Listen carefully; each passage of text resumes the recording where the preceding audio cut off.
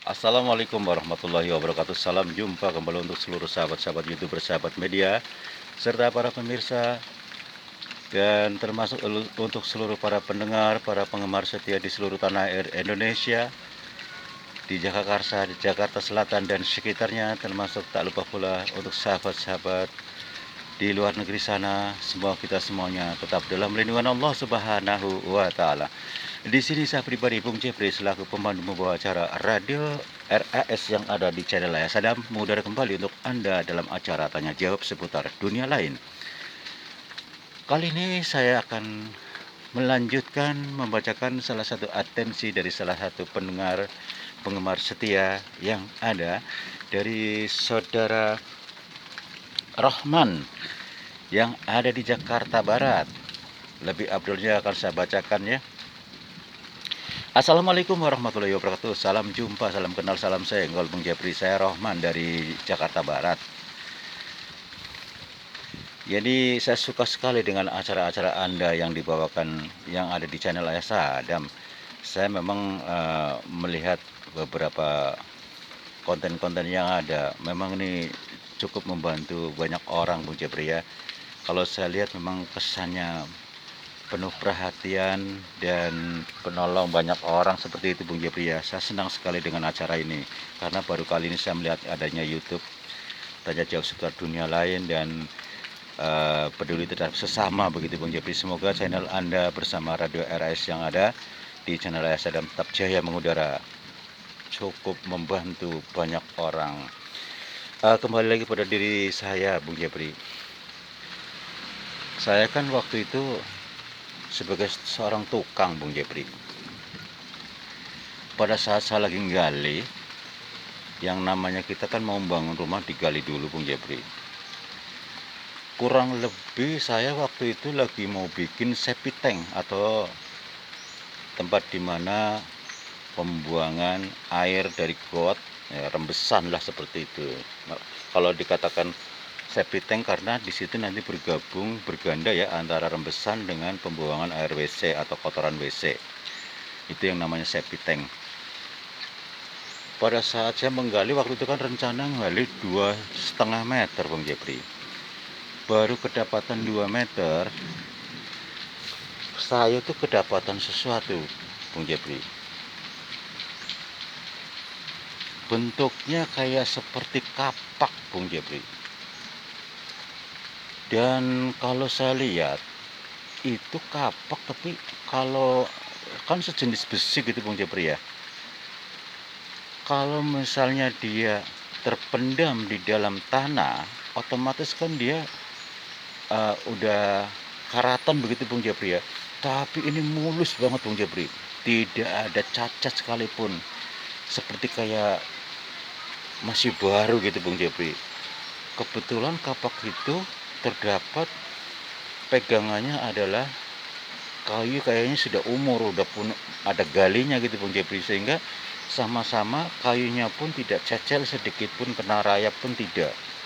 Pada saat saya cuci bersih, mengkilap banget Bung Jepri, kayu pun bagus sekali, bahkan berat. Barangkali kalau pakai kayu biasa juga dia udah keropos, bahkan udah hancur kali ya. Ini bagus sekali, seperti kayak masih baru. Akhirnya apa Bung Jepri? Saya bungkus, saya melanjutkan karena saya di situ lagi kerja sama orang. Saya melanjutkan tinggal kedalaman 0,5 meter lagi. Setelah kelar, singkat kata, sore saya pulang. Saya dimimpikan Bung Jepri. Kapak itu kan saya simpan di tempat yang aman ya. Saya tidak mencampurkan dengan alat-alat tukang saya simpan sendiri. Saya dimimpikan melalui petunjuk.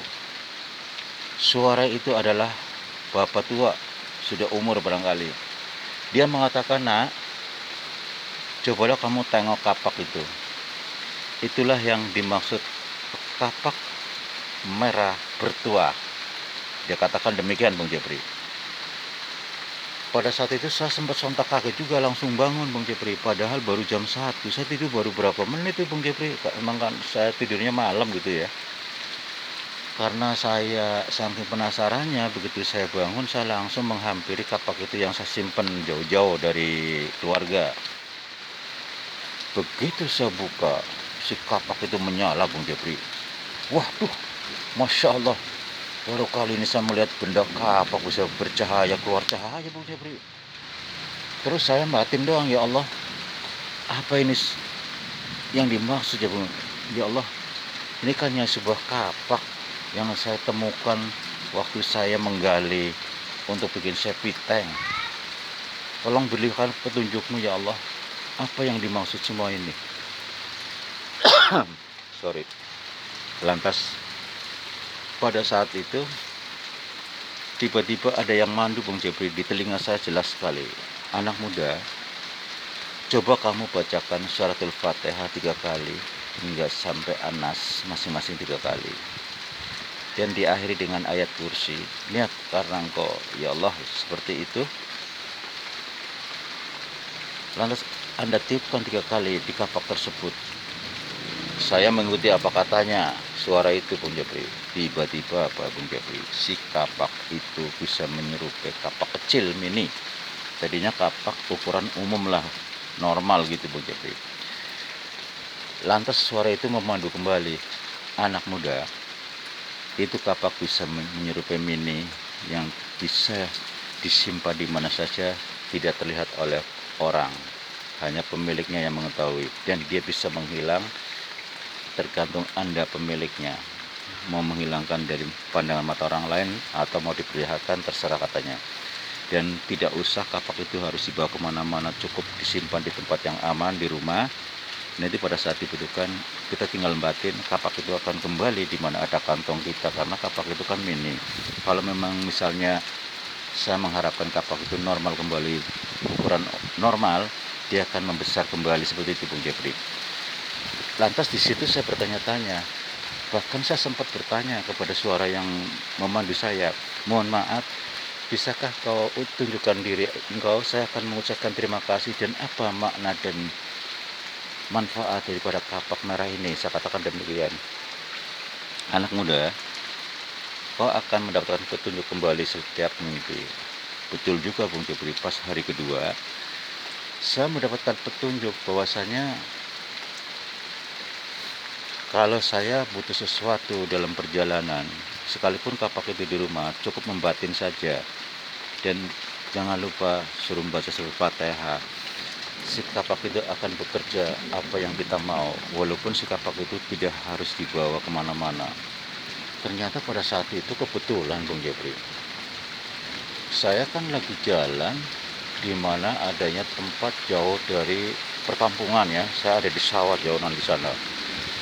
Bertemu dengan segerombolan, katakanlah kayaknya orang nggak beres itu ya Bung Jepri.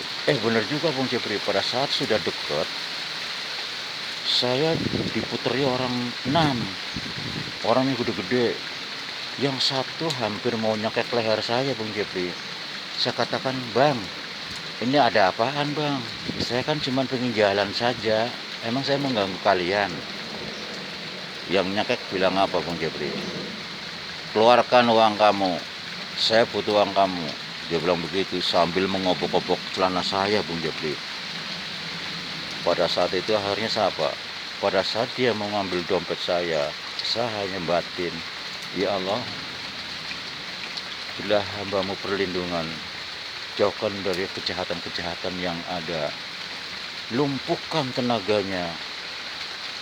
Saya katakan cuma demikian Bung Jepri. Begitu dia pas mau ngambil dompet sudah menyentuh, saya mencoba menggerakkan tubuh saya, dia terpelanting Bung Jepri. Termasuk temannya terkesima melihat adanya kejadian itu. Temannya teriak-teriak, "Hei, jangan macam-macam, lu siapa lo? Sok jagoan ya, ini bos gue yang tadi terlempar loh." Lantas saya mengatakan dengan santainya, "Bang, kalian semua, termasuk katanya bos kamu yang terlempar, saya kan bilang, kita kan sama-sama lagi jalan. Kenapa tiba-tiba bos kamu nyekek saya minta uang? Berarti kalian tidak lepas daripada penjahat, pelaku preman yang gunanya memeras orang lain. Bukankah begitu?" Yang lain teriak-teriak, marah-marah, "Hei, jangan macam-macam menceramain kami ya. Memang kami preman. Mau apa? Lantas saya dengan santainya lagi Bung Jepri menjawab, itu bos kamu tidak ada apa-apanya, saya tidak ngapa-ngapain, dia jatuh sendiri. So jagoan loh. Ada lagi yang ngomong begitu Bung Jepri di antara 6 orang itu. Lantas si jagoan itu yang katanya bosnya yang jatuh, dia bangun, dia mengatakan, ternyata kamu punya nyali ya, hebat ya. Kamu tidak menggerakkan apa-apa, cuman tubuh bergerak sedikit aja saya bisa terpelanting begini. Lantas saya katakan, bang, katanya Anda bos teman-temannya. Bilah contoh yang baik, sopan santun yang baik, termasuk Anda sendiri, introspeksi diri. Kalian badan tubuh besar, tapi kerjanya hanya memeras mengganggu orang lain, termasuk saya. Kalau saja Anda tidak mengganggu saya, sebetulnya tidak apa-apa. Saya tidak ngapa-ngapain, kamu aja udah terpelanting. Bagaimana kalau kalian? Kalau saya mau, kalian barangkali udah terbang terbawa angin, tidak akan pernah kembali lagi. Saya katakan demi, padahal saya itu juga cuma nakut-nakutin aja Bung Jepri. Padahal saat itu saya masih berpikir, saya nggak ngapa-ngapain, si abang ini kok bisa terpelanting ya. Padahal hanya berdoa kepada Allah, hanya dilumpuhkan tenaganya, dia minta perlindungan Allah, dia terpelanting. Bagaimana saya punya keinginan yang sedikit jahat gitu Bung Jepri ya. Hingga sampai saat ini Bung Jepri, kejadian-kejadian ini yang hal-hal baru yang baru saya rasakan banyak sekali Bung Jepri. Termasuk pernah saya mencoba, ya Allah, saya tidak punya uang ya Allah, berilah hambamu rezeki ya Allah, yang banyak, yang barokah, yang halal dari Engkau ya Allah. Tiba-tiba Bung Jepri, nggak tahu kenapa saya kepingin membuka lemari pada saat di rumah, karena memang saya benar-benar nggak punya uang Bung Jepri.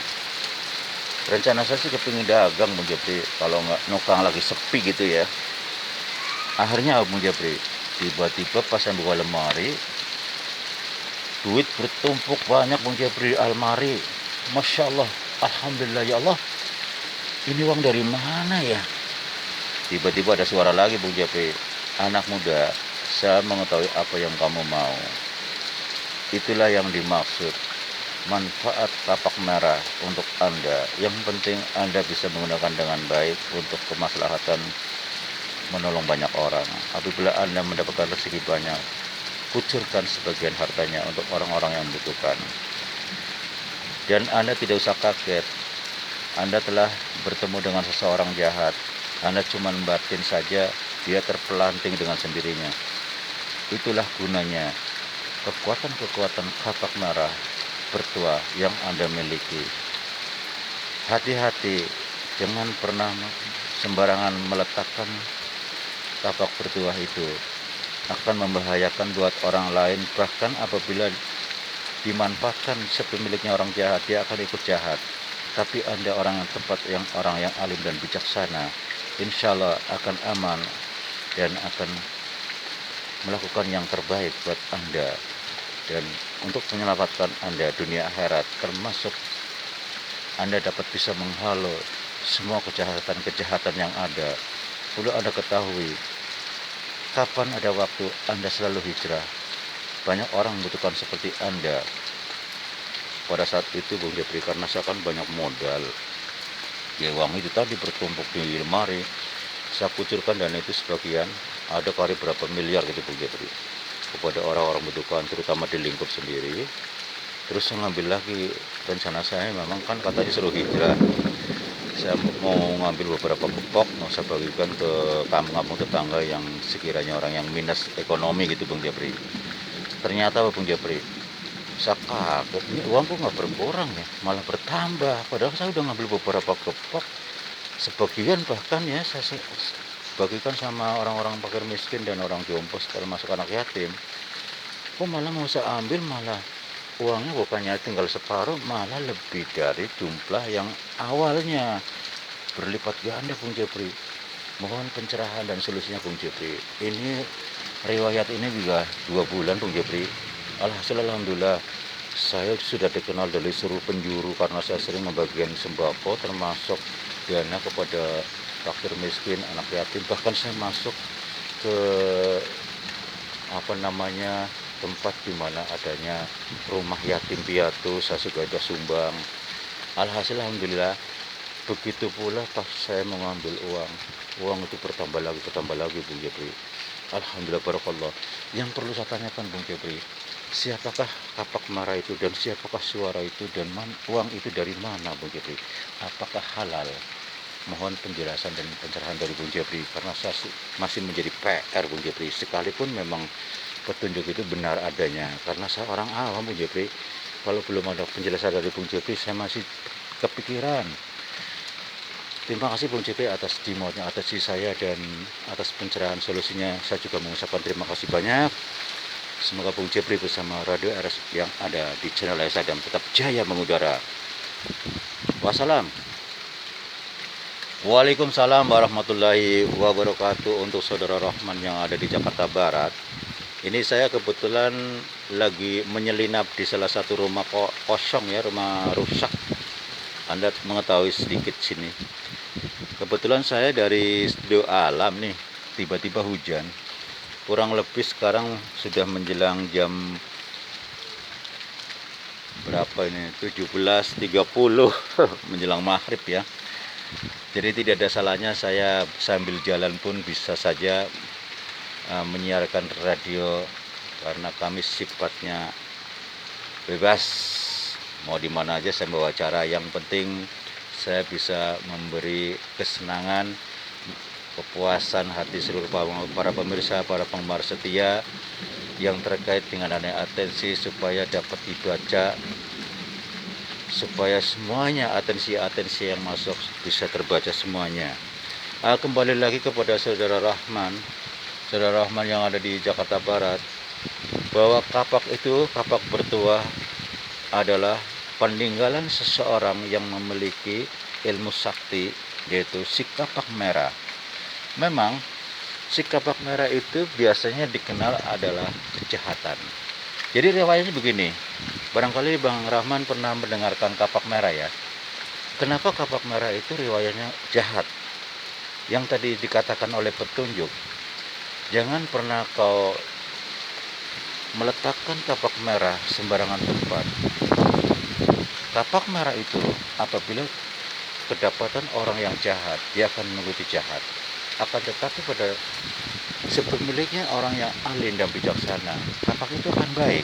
Jadi tergantung sepemilik yang memiliki barang tersebut seperti Anda punya Bang Rahman.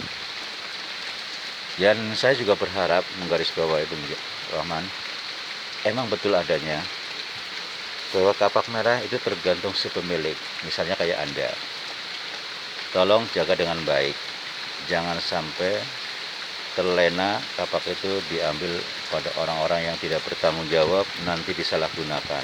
Dia akan mengikuti apa kata bosnya. Akan tetapi kayak seperti Anda akan aman dan memang tepat sekali kalau dimiliki oleh orang-orang yang ahli agama, tawadhu istiqomah ya, insya Allah akan membantu banyak orang seperti yang Anda rasakan. Anda bisa menolong orang yang dijahati, Anda bisa menghalau orang-orang yang jahat supaya sadar. Bahkan Anda tidak akan pernah miskin, bahkan lebih kaya dan kaya terus dan terus. Karena kebaikan Anda berbagi terhadap sesama rezeki yang Allah berikan kepada Anda. Jadi kembali lagi kepada saudara Rahman, kapak merah tersebut adalah si pemiliknya adalah jawara terdahulu punya. Kebetulan orangnya baik. Jadi seandainya yang kedapatan si pemilik utama masih hidup, barangkali akan mengucapkan terima kasih pada Anda bahwa kapak merah itu sudah terselamatkan oleh orang yang ahli agama, sehingga orang pemilik utama akan mendapatkan pahala mengalir dari Anda karena Anda menggunakan dengan baik. Seperti yang Anda dapat rezeki, misalnya Anda berbagi terhadap sama, insya Allah orang yang meninggal pun akan mendapatkan pahala pula. Coba kalau yang menemukan orang jahat, nauzubillah, orang pemilik utama juga akan mendapatkan dosa. Karena kalau kita telusuri siapa pemilik utama, seperti itu ya. Jadi makanya saya harapkan saudara Rahman, jagalah benda tersebut dengan baik.